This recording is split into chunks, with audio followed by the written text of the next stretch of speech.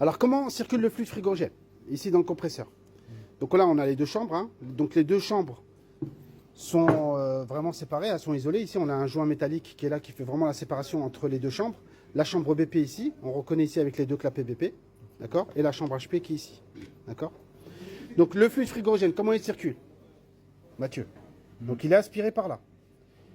Il passe dans la première chambre ici, par cet orifice-là.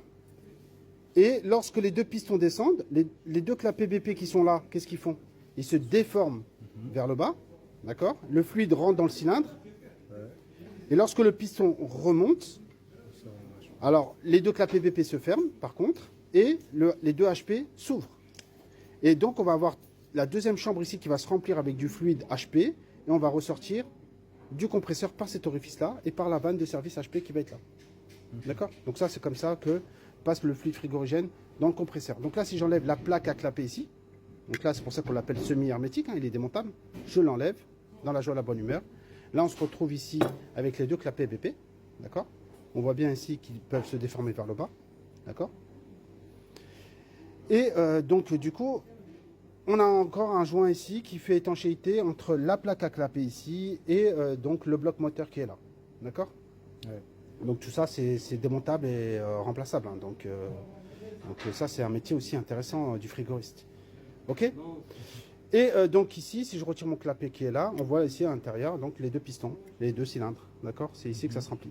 OK? Donc tu as bien travaillé aujourd'hui?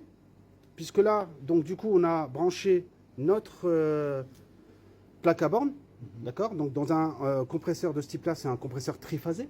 Donc on a le choix entre un couplage étoile, comme tu l'as fait ici, très bien. Donc ça, c'est un étoile. Ou un triangle, d'accord? Alors pourquoi on a fait un étoile? Parce que ici, sur la plaque signalétique, qu'est-ce qu'on a? On a les caractéristiques des enroulements. Donc nous, on va prendre la plus petite tension. Ici, il y a deux tensions, tu vois. Donc on prend la 220 volts. Et donc on dit qu'un seul enroulement peut supporter 220 volts. Alors pour avoir 220 volts sur un enroulement, et qu'on a un réseau ici, nous notre réseau c'est du 380, la seule façon c'est de le coupler en étoile. D'accord? Si on le mettait en triangle, on soumettrait chaque enroulement à 400, et là donc les enroulements ils vont cramer. Ok?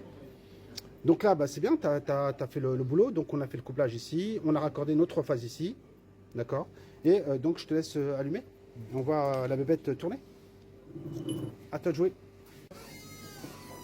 Donc là, c'est pédagogique, hein, c'est sous contrôle du formateur, il n'y a pas de souci.